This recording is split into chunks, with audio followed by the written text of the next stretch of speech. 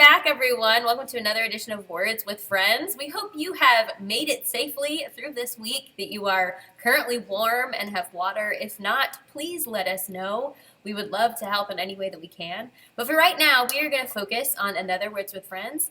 This week, it's about slow to anger, and we are joined by Luke Andrus via Through the Zoom. magic. There he is! Oh, you're too close, Luke. There you are. Luke, how are you? Doing well. How did your, I don't know how to get back to you now. Oh, this is a mess. There we are. Okay, we're going to keep just like this. Yeah. How did you weather the storm? I moved locations. That's how I weathered it. So you sought out a warmer place that had water and good deal. And power constantly, yeah. Well, this morning, or actually this afternoon, this evening, when you're watching this, we're talking about anger. So, Leah, I'm going to turn it over to you. Okay, this is the question. What is something or a situation that instantly makes you angry? Like every time? It's trite. It's used over and over and over again. But right now, I cannot be on the roads because people are either driving 2 or 80. And neither one is safe. And I want to shout at them. I was driving on the way here to the church building, and I saw kids standing on a pond. On a pond, people. 5 of them. Yep. And I nearly stopped the car and shouted, but they were too far away. But just people doing dangerous, dumb things makes me angry. How about you, Luke? Yeah, I would say people who argue that In-N-Out is better than Whataburger. That instantly makes me angry. And I guess it's just more so the sense of people who argue, like, and they know they're wrong. Like, you know, those kind of people, like, they know that they're wrong. They know they're wrong. It's been proven that they're wrong. And yet they will die on that hill. Yeah. And it's like, there's no getting to them. Some people like to argue just for the sake of argument. Yes. I have a friend who literally will just take up the other side just for fun. And he thinks it's fun, and I do not. I do not enjoy those kind of conversations. What about you, Leo? What makes you angry? Well, in particular right now, the fact that up until this morning, our power had been off since Monday at 5 o'clock. And thankfully, we have been staying at the lovely Lake Cities Hotel since Monday afternoon. I can give it a good 4 stars for heat and electricity and water. But anytime you have power outages with small children, it gets fun fast. Yeah. So it made me angry many, many times, especially when it's so, like, it doesn't seem like there's any rhyme or reason to who has power and who doesn't. Oh. So that makes me angry. Unfairness. Yeah. Anything that's unfair. Yes. I notice people cutting in line, and it's one of those things that it just reaches back to Six Flags as a 6th grader going, line jumping is cause for ejection from the park. You people go wait in line like the rest of us. Anything that's unfair. What about God's anger, though? What's different between our anger and God's anger? Well, for me, so before I watched this video, when I would think of God's anger, I thought of like a Greek god, like smiting people, or throwing lightning bolts, not thunderbolts. That's the image that came to my mind, because you think of God's anger and you think of the consequences of the Israelites and the things that they had to go through because they made God angry. Yeah. And so this video changed that. Yeah. Well, you haven't watched it yet. You're about to watch it. So we probably should just stop here, let you watch this, and then we're going to come back, and I think you're going to have a different take on what it means to be angry, what it means for God to be angry. So let's stop and watch this video. If you tried to describe what God is like, it could be difficult or daunting. But when the people who wrote the Bible pondered the mystery of God, they consistently describe God's character in this way: compassionate and gracious, slow to anger, overflowing with loyal love and faithfulness. We're going to look at this third phrase, that God is slow to anger. Now, that might surprise some people. Isn't the God of the Bible mostly angry, striking people down for their sins? Well, it turns out that God's anger in the Bible is way more nuanced than that, and way more interesting. In Hebrew, the phrase slow to anger is pronounced erek apayim, or literally long of nose. But what does God's patience have to do with a long nose? Well, first, we need to look at the common biblical Hebrew way to say that someone is angry. Their nose burned hot. Like in the story of Joseph, when Potiphar thinks that Joseph tried to sleep with his wife, his nose burned hot. It's usually translated, his anger burned. It's describing how your body, especially your face, gets hot when you're filled with anger. And so in Hebrew, the main words for anger are either nose or heat or hot nose. This is why a patient person is called long of nose. It takes a long time for their nose to get hot. Like in the biblical proverb, a person's wisdom is their long nose. That is, their slow anger. Now, in the Bible, God gets angry numerous times, but God doesn't have a nose or get hot. These are metaphors, using our experience of hot anger to describe how God feels when he witnesses human evil. Just like you would get angry if you saw a child being bullied on the playground, so God gets angry when humans oppress each other and ruin his world. In the Bible, God's anger is an expression of his justice and his love for the world. But he's slow to anger, which means he gives people lots of time to change. Like in the story of the Exodus, when Pharaoh enslaves the Israelites and has their baby boys thrown into the waters, God sends Moses to confront Pharaoh. And Pharaoh's given 10 chances to let Israel go free, but after the 10th refusal, Pharaoh rides out with his chariots to destroy the Israelites, and so God destroys him in the waters. Pharaoh's own evil is turned back upon him, and we read that this is an act of God's hot anger. Now, that's really intense, but think about it. God wouldn't be good if he didn't get angry at Pharaoh's evil and eventually do something about it. And notice that God's anger is expressed by handing Pharaoh over to the consequences of his own decisions. And this is actually how God's anger is shown throughout the scriptures, like in the story of the Israelites. Over and over again, for hundreds of years, they betray the God who rescued them from slavery. And though he gives them many chances to turn around, they keep giving their allegiance to the gods of other nations. And each time we read that the hot anger of God burned against the Israelites. But notice what always follows. God gave them over into the hands of their enemies.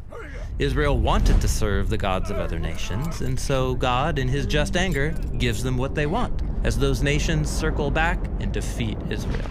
This is similar to what the Apostle Paul says in his letter to the Romans.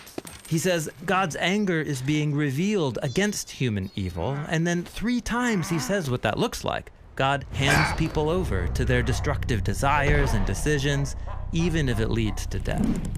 But Paul also says God is patient, giving people time to come to their senses and change. Because remember, God's anger is a response to human evil, and it's based on a deeper character trait, his compassion and his loyal love.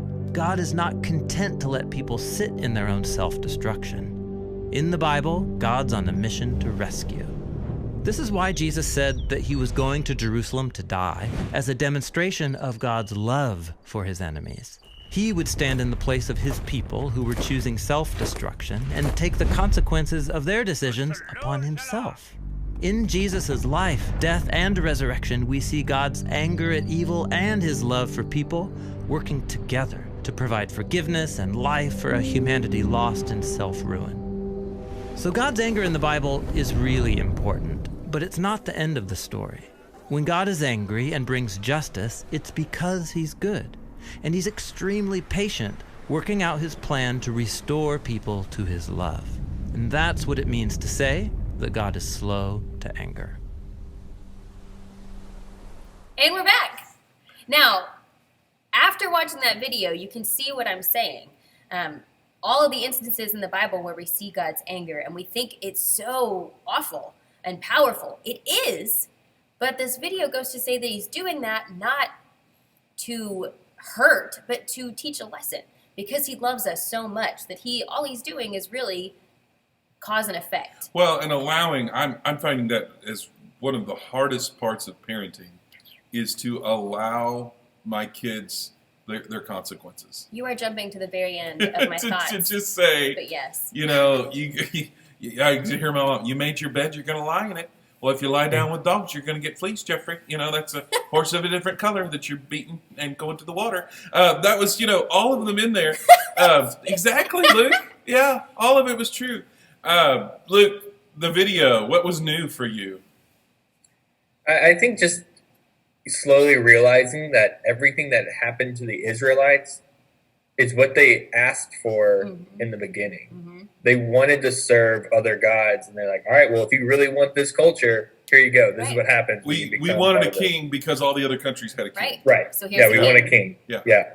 So I think just slowly realizing, and we do that, same thing to ourselves today. We ask for something. Oh, I wish I was so much richer, right? And then, there are bad things that happen when you're delivered over riches, and you're like, oh, well, now I have all this money. Now people are always, or it's the same thing with people. I want to be famous. I want to be famous. Mine was people, wanting to be. I just want privacy. Yeah, like wanting to be painfully good looking. I always wanted that as a teenager, and now here I am, and I'm gorgeous. And I'm telling you, you're in pain. It's it's across the bear. Hey, long nose, short nose. I want to talk about long nose, short nose, only because I had never. That was totally new for me. Right. Leah. Yeah, it makes sense. It does make sense. Like, okay, think about in every cartoon that you see, when a character gets angry, their face turns all red and they have steam coming out of their ears. But you don't ever think about their nose necessarily. But it's a very interesting concept. Yeah. Yeah, I would think like your face burned red, or it's kind of like the saying, "Well, my ears were burning because people are talking about me." Right. It's like, but I wouldn't have thought, "Oh, anger, your nose is burning." And because when I think of like long nose, I think of Pinocchio, so I'm thinking lying. But that means patience now. So Pinocchio was just more patient than everybody. But so. I could so like go back in time. I don't know, 3rd grade playground and remember. Like, I can physically remember getting red and hot and feeling like the back of my neck was just, the top of my head was sweating before I could see the top of my head. I knew it was there through my anger. And so to say that the Lord has a long nose, I don't know, there's something beautiful about that, but also just something completely new. A phrase that he said over and over was that God's anger is an expression, what is it? It's only happened when he sees human evil. So it's only when he sees human evil that he gets angry.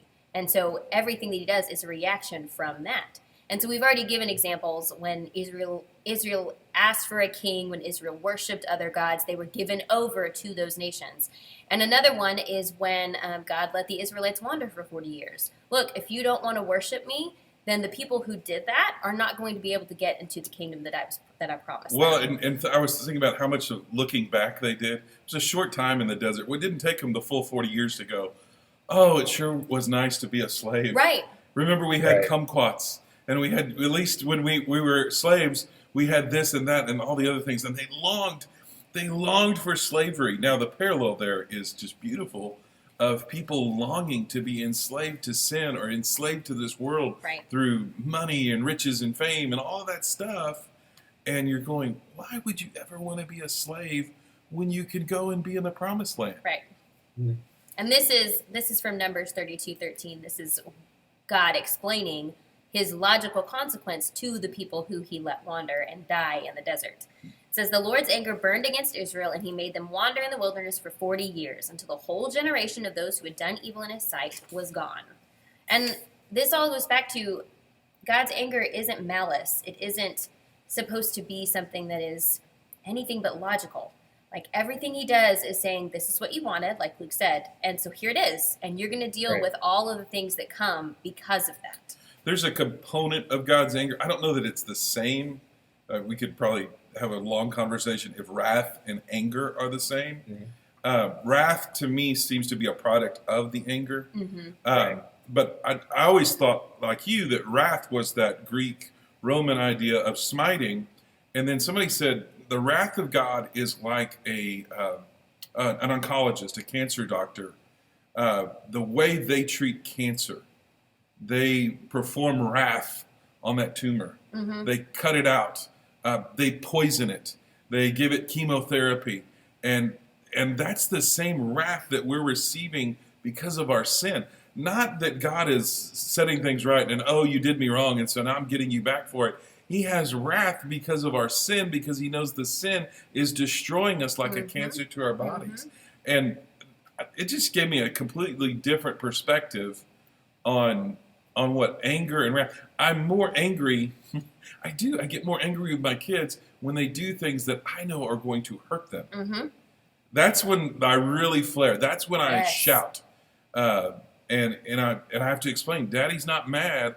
I just needed you to not do that. I needed you to not go walk on the pond. Although Quit I'm also walking a on little ponds. bit mad. Yes, and I'm mad that you would think that's a good idea to walk on ponds or eat fish that somebody offers Right. you by the side of a creek. That's Oh. another story. Speaking of wrath, they mentioned this bit of scripture in the video, and so we're going to read it. It's Romans 1:18-24, and it explains how God's anger is because of our sin, and he wants to keep us from sinning. But Right. when we sin and know that sinning is wrong, we're going to deal with the consequences of it. The wrath of God is being revealed from heaven against all the godlessness and wickedness of people who suppress the truth by their wickedness, since what may be known about God is plain to them, because God has made it plain to them. For since the creation of the world, God's invisible qualities, his eternal power and divine nature, have been clearly seen, being understood from what has been made, so that people are without excuse. For although they knew God, they neither glorified him as God, nor gave thanks to him. But their thinking became futile, and their foolish hearts were darkened. Although they claimed to be wise, they became fools and exchanged the glory of the immortal God for images made to look like a mortal human being, and birds and animals and reptiles. And then here it is. Therefore God gave them over in the sinful desires of their hearts to sexual impurity for the degrading of their bodies with one another. Okay. And I love that it says they are without excuse, because God gave them every chance, every form of information that he possibly could to say, look, here's what's going to happen if you make this choice. And they did. And so it's not malice. It's not wrath. It's, look, this is the bed you made. That's it. Yeah, and I think it goes back to something that we can understand. Like if we said there's righteous anger,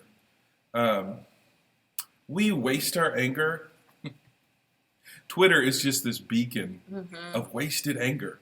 Like you're mad about I things. think all social media is They're just not worth your. Like there are things that I should be up in arms about. There are things that I should be so angry about that I go out and change them. Mostly kids starving, unjust wars. Again. So when we see righteous anger, we know it, right? And we go to war against that. We make war on the things that are destroying people. But to then use that anger in a false way, in a fake way, I call it your faux. It's faux rage. It's not the real thing, right? You're faux offended. You're not offended. You're faux offended, and you want to pretend to be angry when you're really not angry. Look, where do you see that? Yeah, well, drawing the parallel to how we saw anger through Jesus in the temple, it wasn't because he felt like he was wronged in that moment. He felt like the temple itself had been desecrated, and it had been, and it is something he had talked about before, of like how the temple should look. This is how it should go. And so it wasn't like he just randomly blew up. Like there was a set of rules before, like this is what the temple should be used for. And again, it was that leading up to, well, you asked for you turned this into a marketplace. You desecrated the temple. It wasn't just an outburst of anger for no reason. Right. And so I think that parallels with what God was saying with his wrath. It's you handed yourself he handed you over to what your desire was. So what do we take from this, Leah? How do we have, like, where do we land on this? Do we want to have short noses? Do we want to have long noses? What are we learning from the anger of God? So for me, and you already touched on this, every bit of this video made me think of how God is the perfect parent. He has set boundaries. He has given us a million chances to do what's right. And as a parent, especially of a 2-year-old, you give them a million chances. You say, don't do that, or make a different choice, or stay away from that. Always trying to use positive language so that they don't want to, test you on it. But humanity is going to rebel. That's what they do, especially 2-year-olds. And when it happens, and when my daughter falls off a chair because she was standing on it, it hurts. And I don't want that to happen. But sometimes she won't learn the lesson unless that happens. Yeah. And I hate it. And I hate yelling, and I hate getting angry. I do. But sometimes it is the only way to make them learn. I wish we could have cataloged for like the last week all the things that made your 2-year-old angry. Oh, man. You know, like just the list of what she was angry about. And then, like, look at our own lives as adults. I mean, you're just a 2-year-old at heart. You're just mad over the silliest of things. Okay, so let's ask some questions and this is a great place to end. What makes you angry as a kid? When you're a kid, what are those boundaries that you don't like? What are the rules that you don't like? What are some rules that you can see there's a reason for that? This is a great time to talk with families about boundaries and rules and consequences. What about you, Luke? When you get into the teenage years, how do we process anger and wrath and all these good things? Yeah, and I think with teenage years, I think you hear the same thing over and over and over again. Well, when parents are trying to give that advice, it's like, well, I've messed up, so I'm trying to give you my wisdom. And instead, in the kid's mind, you're like, well, then let me make that mistake. Like, I don't want to just hear about the good time you had and then learned about it later. Like, I want to experience good times and then feel guilty about that later as well. You know, and so it takes that wisdom that we talked about, having that long nose that it talks about in the Proverbs is, you know, learning from wisdom from older people who have made mistakes, who have whatever, and don't get angry when you're given this advice that is trying to, in the end, help you, but all you're seeing is boundaries. They're giving you this boundary as advice, but all you're seeing it as is controlling, and my parents don't let me do anything, and yada, yada, yada. And it's easy to get angry, especially with boundaries. Boundaries as a teenager just leads to anger. So I think here's the challenge. When you find yourself getting angry, I want you to breathe in hard through your nose. Take a good, hard breath through your nose and just think long nose, long nose. But the question is, like, is this really something worth my outrage? Is it really something worth being angry over? Right. This is a great week. It's a great week for this topic, truly. You can actually work on this and go, well, my pipes didn't bust. Yeah. Oh, okay, so I can handle this. Or, anyways, there's 1,000 different lessons in this one. Thanks for joining us. I do want to put in a plug for if you need a warm place to be. I can recommend it. That has Wi-Fi and water you don't have to boil. Come on up to the church building and be with us. And we'll see you Sunday. God bless.